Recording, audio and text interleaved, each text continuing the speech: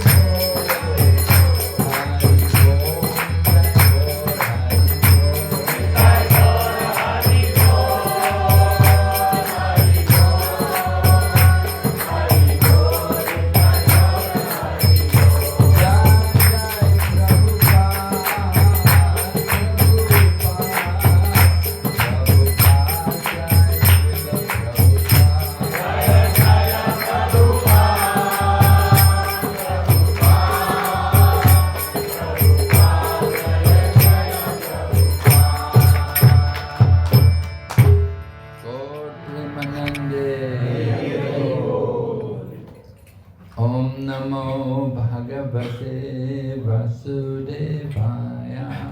Om Namo Bhagavate Vasudevaya. Om Namo Bhagavate Vasudevaya. Om Namo Bhagavate Vasudevaya. Om Namo Bhagavate Vasudevaya. Om Namo Bhagavate Vasudevaya. Om Ajnanatimmarandasya Gyananjana Shalakaya Chaksurunmilitam Yena Tasmai Shri Gurave Namaha. Shri Chaitanya Manobishtam Stapitam Yena Bhutale Swayam Rupa Kadamayam Tadati Swapadantikam Bandeham Shri Guru Shri Yata Padakamalam Shri Gurun Vaishnavamscha Shri Rupam Sakrajatam Sahagana Raghunatham Vitam Tam Sajivam Sadvaitam Savadutam Parijana Sahitam Krishna Chaitanya Devam Shri Radha Krishna Padan Sahagana Lalita Shri Vishakanitamscha. Hey Krishna Karuna Sindhu Dinabandhu Jagatpate Gopesha Gopika Kanta Radha Kanta Namostute Tapta Kanchana Gaurange Radhe Vrindavaneshwari Vrishabhanusute Devi Pranamami Hari Priye Vanchakalpatarubhyascha Kripa Sindhu Vaevacha Patitanam Pavanebhyo Vaishnavibhyo Namo Namaha. Nama Om Vishnu Padaya Krishna Prestaya Bhutale Srimate Bhakti Vedanta Swamini Namine Namaste Saraswati Devi Gauravani Pracharine Nirvishesha Shunyavadi Paschatya Desharine.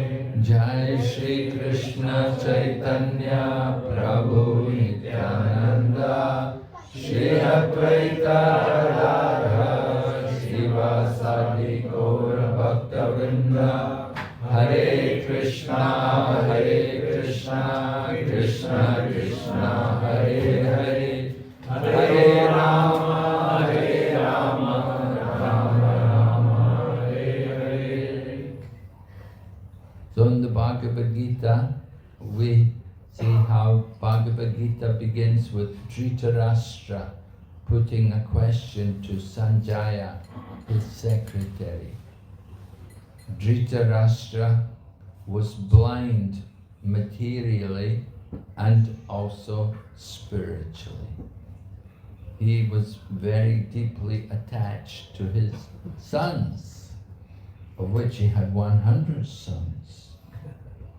And so the Bhagavad Gita begins by Dhritarashtra putting his inquiry that what did my sons and the sons of Pandu do, being desirous to fight? So Dhritarashtra reveals his attachment.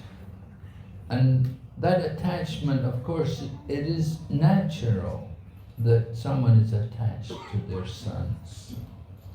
But in this situation, it was not good because Dhritarashtra had also some connection to the Pandavas. They were his relatives. And the Pandavas, they were without their father. Pandu had died.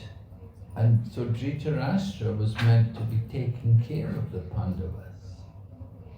He was meant to be their stepfather. But when they came at Kurukshetra, Dhritarashtra was inquiring, my sons and the sons of Pandu. He made a distinction. He couldn't see the connection between the two. And he thought of the Pandavas as being against his interests. So this bodily conception of life, this is of course condemned in the Bhagavad Gita. But this bodily conception of life, this is part of human nature, we would call it.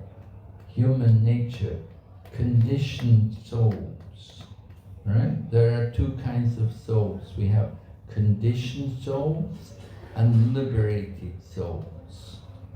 Or we would say Nitya Bada and Nitya Mukta. Nitya meaning eternally. Eternally conditioned and eternally liberated souls.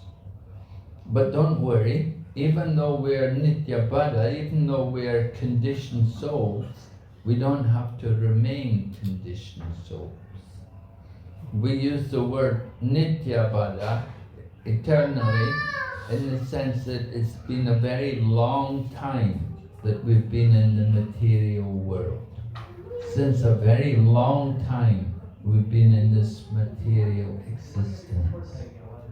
And now Krishna is speaking Bhagavad Gita to try to deliver all of us from the conditioned state of life. Conditioned state of life means we identify with the body and everything in relation to the body. We're thinking, I am this body and this is mine. Or we would say, aham and mam iti. So thinking, I am the body, we think, then my duty is to satisfy my senses, the demands of the senses. Certainly, having a material body requires to take care of the body and to maintain it. We need to eat, we need to sleep. Certain demands of the body are there. They have to be met. So conditioned life is not very easy. It's not very pleasant being a conditioned soul, because we suffer a lot because of our different desires. So some people try to become desireless. They try to stop desire. But that in itself is not the real process. Trying to stop desire puts us into an artificial condition. We're thinking, no desire, and we don't want to do anything. So this type of negation is not recommended for successful spiritual practice. We don't want to see, we don't want to hear, we don't want to speak. We want to stop all the senses. But that is not how it's meant to be. We've been given these senses. We have to learn how to use them properly. So the Bhagavad Gita teaches us how we can use our senses in the service of Krishna. Just like Arjuna, in the beginning, he was thinking he did not want to fight because he thought that these are my relatives and these are my family members. I should not fight them. And Arjuna was thinking to go away from the battlefield. But after he heard the Bhagavad Gita, then he was convinced. Lord Krishna convinced him that he had a higher purpose, a higher duty in life. And that required him to take part in the battle at Kurukshetra. And of course, Arjuna went on to become the hero of the Kurukshetra war. So we learn from the Bhagavad Gita how to use this human life. It's very important for us to be guided by spiritual knowledge. And spiritual knowledge is there in scriptures. The scriptures are presented for the benefit of mankind. The animals cannot read scriptures. They're meant for mankind. Just like it said, in the beginning of creation, Lord Krishna imparted the Vedic knowledge into the heart of Brahma. Right? Tenhe Brahma Hridaya Adikavaye. Vedic knowledge was put into the heart of Lord Brahma. And like this, the Vedic knowledge is passed down. It comes to Manu, and Manu presents it for the people. We have books like Manu Samhita, which are guidelines for the human beings, for men, how to live in the world. So Shastra are very important, but Shastras have many different interpretations. It is stated in Mahabharata, there's a verse spoken by Grandfather Bhishma. He says, Tarko Pratishta Shrutayo Vibhina. Tarko Pratishta Shrutayo Vibhina. He's saying dry arguments are inconclusive. That's Tarko Pratishta. And then Shrutayo Vibhina. The Shruti, the Vedic literature, present also many different conclusions. Different people will interpret the scriptures in different ways. Just like Bhagavad Gita. Although Bhagavad Gita is not Shruti, it is actually from Mahabharata. Shruti means the four Vedas. But Mahabharata, Bhagavad Gita, that is Smriti. And Bhagavad Gita is much easier, but still it is interpreted in so many different ways. There are so many different editions of the Bhagavad Gita, and they all give different messages. And sometimes even politicians will take the Bhagavad Gita and use it to present their message. So Srila Prabhupada called his Bhagavad Gita as it is, because he's presenting the knowledge of the Bhagavad Gita in a very simple manner, in an authorized way, as it's presented by the Parampara, by the great Acharyas in the line of the cyclic succession. So Bhagavad Gita is very important literature for guiding people in this human life. In our Krishna consciousness movement, it's the #1 selling book. Of all the books we have, it's the Bhagavad Gita which is the most popular, the most widely distributed. And it's not hard to understand why, because the Bhagavad Gita is presenting the basic principles of spiritual knowledge. So Bhagavad Gita begins, the first chapter begins, as I said, well, first verse, Dhritarashtra is speaking to Sanjay and he's asking about his sons. So then Sanjay begins to describe the situation on the battlefield. And he tells about Duryodhana and how Duryodhana is speaking to his soldiers. And on the side of Duryodhana you have great generals like Grandfather Bhishma and Drona, also the Acharya. So Duryodhana wants to encourage his soldiers. Just like before a big event, the coach will give a pep talk to everyone. He wants everyone to be really on their toes and really enthusiastic And they should be confident also of victory. That's also important. So Duryodhana is speaking like that to his army. He wants them to be confident that they can be victorious, that they can go out there and fight. But there are omens, there are other things which indicate it's not going to be so easy for them. There are different omens which are indicating victory for the Pandavas.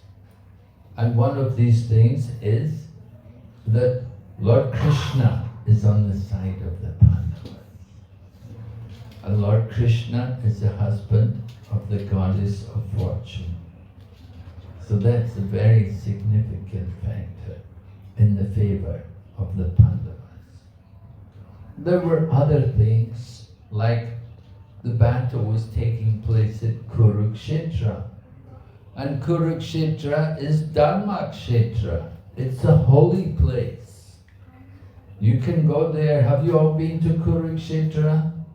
Yes, we should go there to see the holy place of Kurukshetra. It's on the map, and you can go there and offer respects. You can see Grandfather Bhishma there on his bed of arrows, and Lord Krishna is depicted there on his chariot. And there's a huge big lake there also, where you can take bath. So Kurukshetra has been a place of pilgrimage for many, many, many years, long before the Kurukshetra war. And many great yogis and sages went there and did tapasya and performed yagyas there. So that's in the favor of the Pandavas, because the Pandavas are righteous. And then another sign in favor of the Pandavas is that on the flag of Arjuna there is Hanuman. And Hanuman, we know that Hanuman, he brought victory for Lord Ramachandra in the battle at Lanka. So now the battle at Kurukshetra is coming up, and Arjuna has got Hanuman on his flag. Srila Prabhupada explains the significance of Hanuman on the flag. He said, we should always pray to the previous acharyas in anything which we do. Pray to the previous acharyas for our success. So just like Hanuman, he's the previous acharya in the battle at Lanka. He helped so much for Lord Ramachandra to get victory over Ravan. And so Arjuna has got Hanuman on his flag, and he's praying to the previous acharya. That just as Hanuman fought so nicely for Lord Ramachandra, Arjuna is praying, let me also fight to fulfill the will of Lord Sri Krishna. And so, like I said, there are different signs there which indicate that the Pandavas are going to be victorious in the battle of Kurukshetra. And then, at the end of the Bhagavad Gita, Lord Krishna will also, well, not Lord Krishna, but rather Sanjay, at the end of the Bhagavad Gita, Sanjay says, wherever there is Krishna and Arjuna, there will be four things. There will be victory, morality, extraordinary power, and opulence. And so in this way, Sanjay, he told Dhritarashtra the situation that his sons were not, they didn't really have much hope of victory. So this is the message from the Bhagavad Gita, that we need to take shelter of Lord Krishna. And how to take shelter of Lord Krishna in this Kali Yuga is taught to us by Chaitanya Mahaprabhu. He's taught us all to chant the holy name. The chanting of the holy name is the Yuga Dharma. In every age, there's a different process by which we can develop our religiosity. Just like in the Satya Yuga, the process was meditation. People lived a long life. Today, in the Kali Yuga, we don't have a very long life. We have a short life. And it is described, and it was predicted by Vyasadeva. In the Bhagavad Purana, he describes that people in the Kali Yuga will have a short life. And we're not very well qualified also. We're somewhat lazy when it comes to spiritual practice. It's one of the obstacles which we face in trying to become spiritually, to make progress. We're a little bit lazy. We think, oh, so much trouble, right? To do things, to read the books, to recite mantras, to go to temple, these things. But we should understand, in the Kali Yuga, everything is made very easy for us. We just have to chant the Maha Mantra. That is the main thing. The chanting of the holy names. You can chant other mantras also, but the Maha Mantra is the one which was recommended by Chaitanya Mahaprabhu. In our Krishna consciousness movement, we follow Sri Chaitanya Mahaprabhu, and he taught the chanting of the Maha Mantra, the Hare Krishna mantra. Other mantras are there, you can chant like Vishnu Sahasranam, and that's said to be equal to one name of Lord Ram. And so you can chant the name of Lord Ram, but the name of Lord Rama is equal, the three names of Lord Ram is equal to one name of Lord Krishna. So the name of Lord Krishna is very powerful. And when you chant the Maha Mantra, Krishna's name is there, and Lord Rama's name is also there. So Rama can mean Lord Ramachandra. It may mean also Lord Balarama, Krishna's older brother. And it may also mean Radharaman also. It may also mean the name of Krishna. So it's up to every individual how you want to think of the Lord. Some people are Ram Bhaktas, some people are Vishnu Bhaktas, some people like to worship Lord Nrsimhadev, Nursing Avatar, very popular within our ISKCON society. Some people like to worship Lord Varaha. We like to worship Lord Krishna. Or Chaitanya Mahaprabhu is also there. You can worship Gaur-Nitai. Here you can see some of the deities from our temples. There's Sitaram, Lakshman, Hanuman, which is in the Juhu temple. And there's Radha Madhava and the 8 gopis, which are the deities in Mayapur.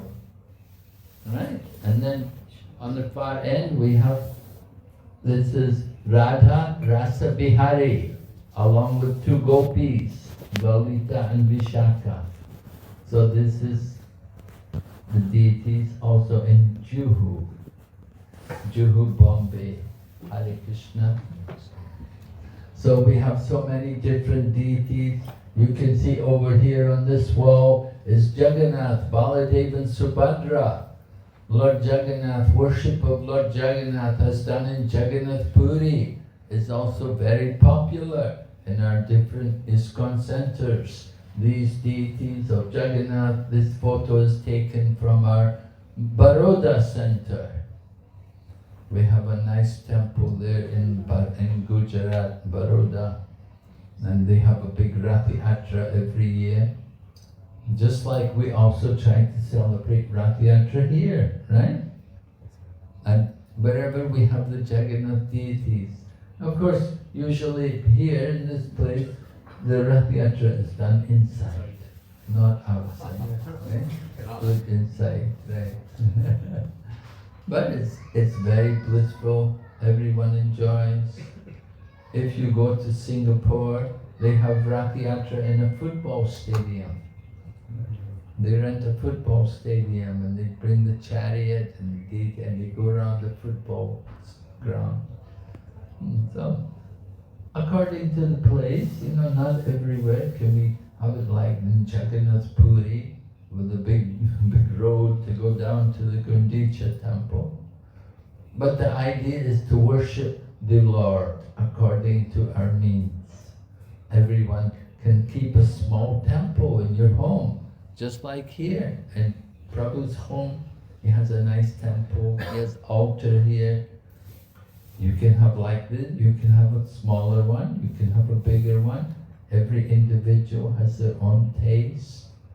And this way you can make your home like a temple. You don't have to always be going to temples. Your home can be the temple.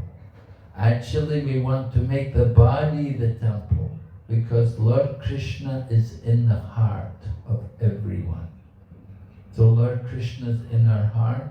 We have to make the heart nice and clean. And how to do that?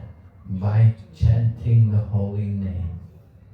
The chanting of the holy name is very important in this Kali Yuga. This is the only way in which we can really progress in our spiritual life.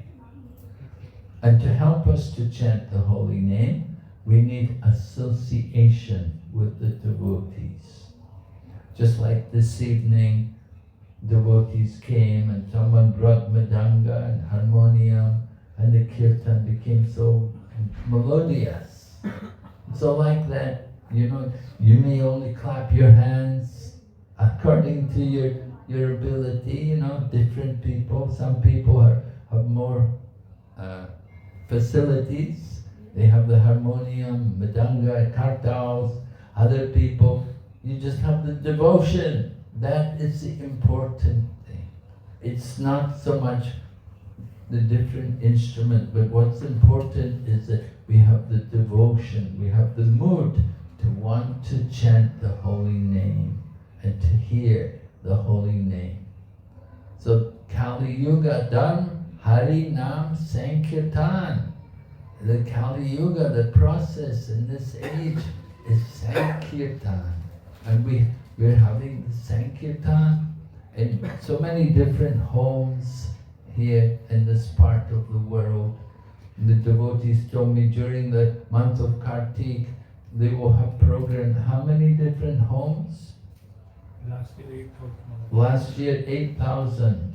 Oh, so last year 8,000 different homes.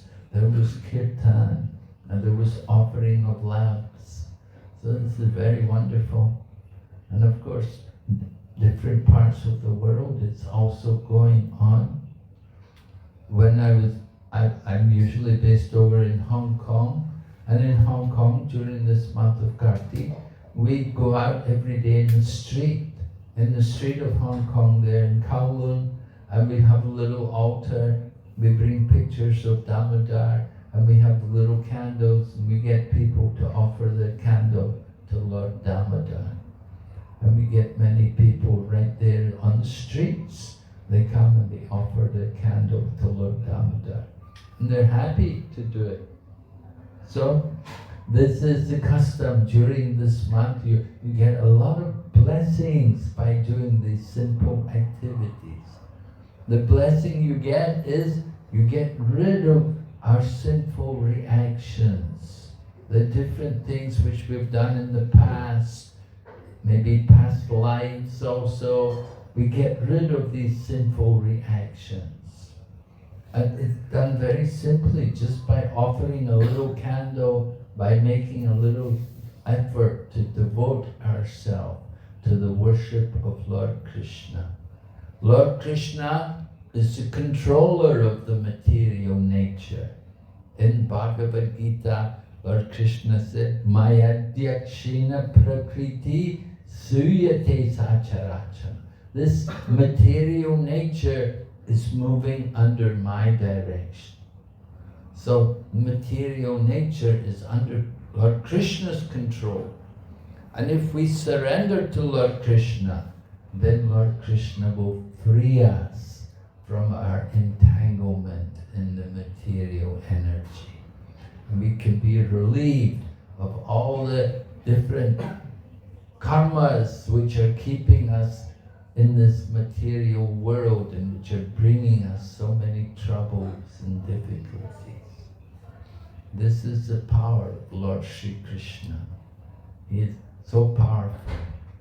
So we want to take shelter of Krishna. You can do it very easily by chanting the holy name. So we are very glad so many of you could come here this evening to chant with us. Thank you very much. Hare Krishna. Does anyone have any question? Maharaj. Yes? Hare Krishna. Thank you, Maharaj. Maharaj, which is the instruction which Prabhupada gave to you, which you keep meditating? Which instruction did Prabhupada give? Prabhupada said, you have already wasted so many lives in the material world trying to enjoy sense gratification. So he said, just give this one life to Krishna. Okay? Thank you, Maharaj. So I'm trying to give this life to Krishna.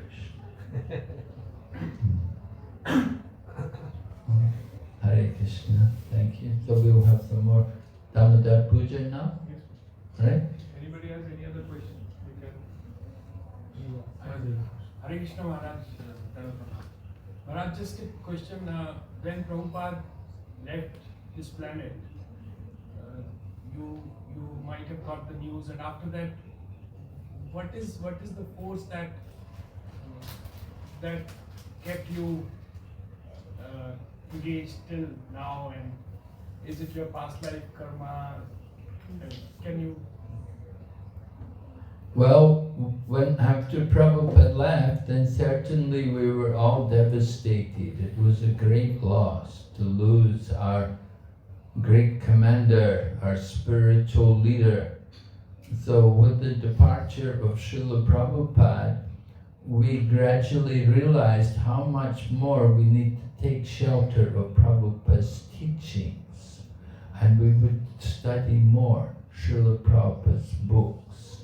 We engaged ourselves more in reading Prabhupada's books very carefully, studying them, and trying to develop a better grasp of the Krishna conscious philosophy.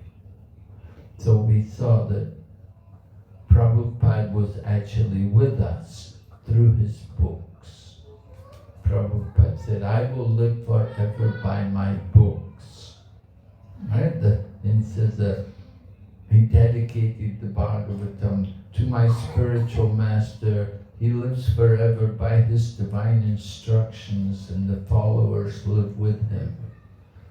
So the instructions of Srila Prabhupada were there that we should study his books very carefully. So we studied Prabhupada's books more and more. And the more deeper we went into Prabhupada's books, the more we were convinced about Krishna consciousness. Okay? Yes, ma'am. Thank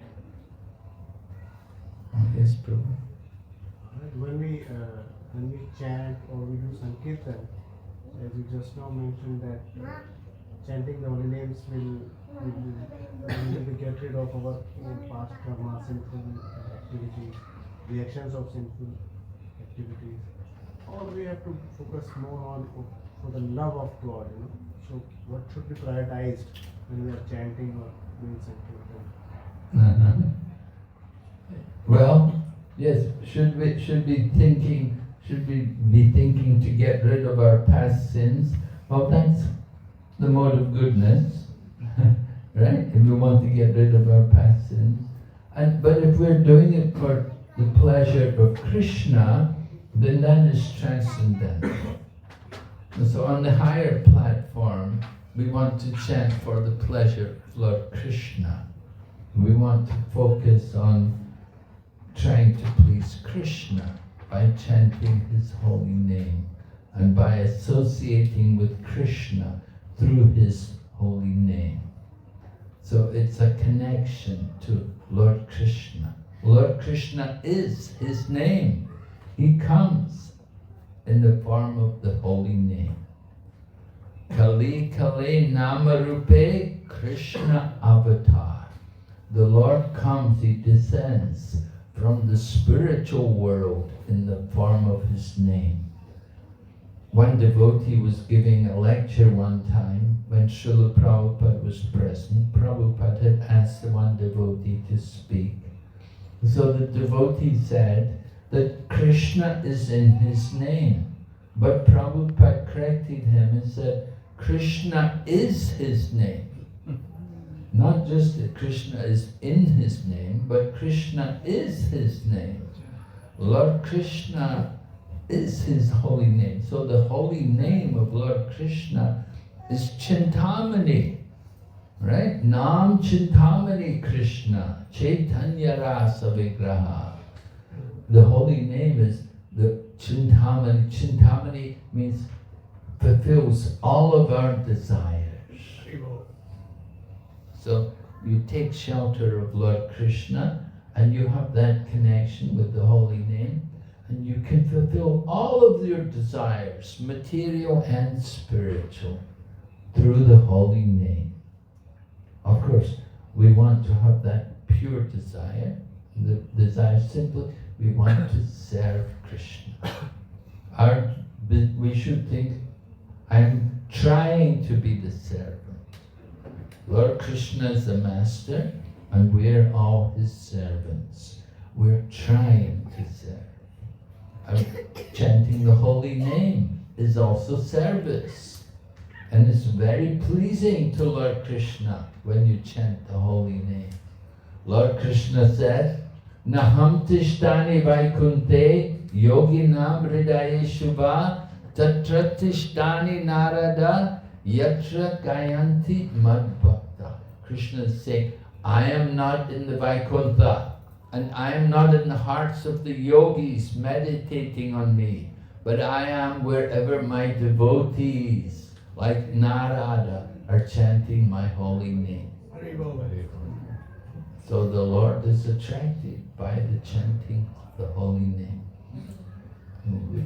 We want to do it. We want to please Krishna. So pure chanting, chanting for Krishna's pleasure. Hare Krishna.